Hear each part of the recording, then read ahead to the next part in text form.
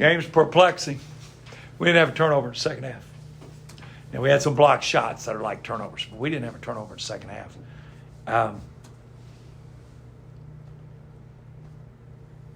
We had a lot of opportunities, but the numbers don't lie.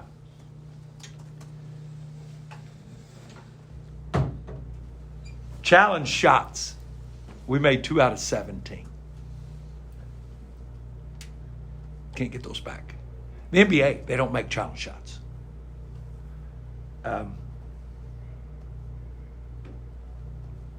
But I'll tell you, they're good. They're a good team. It's a very ball-consuming team. They're good. They're a really good team. I mean, we turn over the big kid. We turned him over 7 times. He gets 8 assists. That's about what he does in a year. Quintana was a difference. I mean, he was incredible. But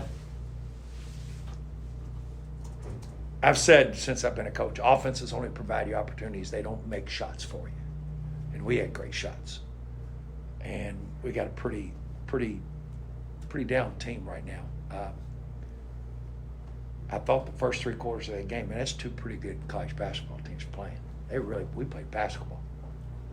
I mean, I've got all our ball reversals numbers. I mean, nothing that's last for us. I mean, bottom line of the game, when we did what we teach, what we work on every single day, we were very, very successful. When we didn't, we put ourselves in a very bad situation. That's the bottom line on the whole night.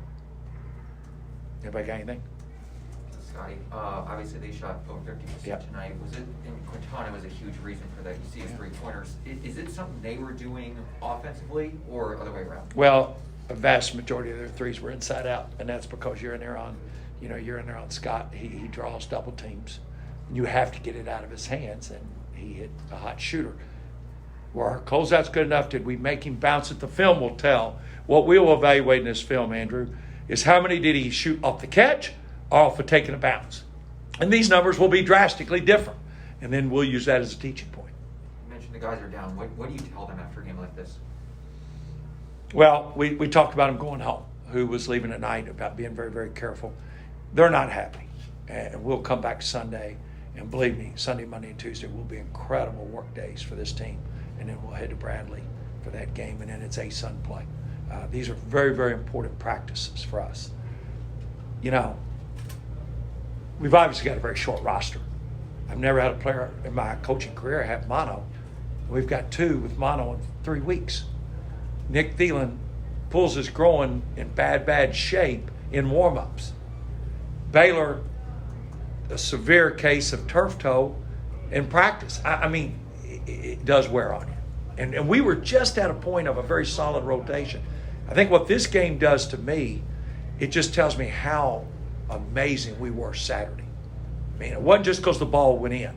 We got better looks. We didn't take 17 challenge shots on Saturday. So our offensive execution has to be better. How much different is this with Clay coming in the lineup? Oh, it's much different, especially when we show zones out of timeouts. Because of his length, he's a difference maker, especially defensively. But a lot of the things we run, where Ethan is very helpful, is his length. He is able to look over defenses and create opportunities for others. That with JB and CJ and Dylan playing a majority of the minutes, size gives us a problem. If you notice, everybody guards Dylan with big guys now. And that's tough. That's tough. How big is this time off with Christmas and then the time to just get back in the gym before you do hit the road again? Oh, it's huge because we play the season in segments. And we have at Bradley. And that will end this segment of the season. And then you're playing for something measurable. The ASUN Conference Championship will be awarded the last week of February. That is measurable. And that's what all this is ultimately you prepare for. They don't give out championships. They don't give out rings for non-conference games. And if we look at Ken Palm, if we look at the net, we've played the hardest schedule in the country. So this part now, what we will do is use this to help prepare us for conference play. That's been our theme all along, though. They're good. They're good. They're a good basketball team. Scott, did you all know that Quintana was kind of that 3-point specialist for the team coming in, or was this kind of a night where he just had a good No, effort beyond the line? that's what he does. He's, I mean, again, we'll go back. Our thing was he has to bounce the ball. We'll go back and watch all 11 attempts and see how many times he bounced it. But a lot of that's forced because you got to get the ball out of Scott's hands with doubles. If not, he's just going to score, bully, and score at the rim. It looked like in both halves there was like a definitive run that Loyola would go on. I think it was like 10-0 run in the first half, maybe an 8-0 in the second half, where they created that distance and it went from being a back and forth affair to them just kind of controlling the game. What did you kind of see from your perspective during those runs where I guess the team just kind of got out of sorts and the game got away from them? Well, they were scoring at a high clip, and when you got to take the ball out of bounds, it's hard to score. If you go back and watch the film, when we get stops and we get them in a scramble situation, our offense is a lot more effective. That's from 4th grade basketball to the NBA. If you got to take it out of bounds all the time, it's hard to score. And they were, they shoot 53% for the game. That means we're taking the ball out of bounds. That being said, if we hit open shots, then we're getting our defense set. It's tough. You got to be a complete team. To beat a team as good as Loyola, you got to play a complete game. It can't be, we're playing great defense. We gave up 32 points in the paint. You can't do that and give up 50% from the three. I mean, you can't. You have no chance. It was a final 14-point game. Another kind of stat that sticks out is the rebounding, specifically defensive rebounds.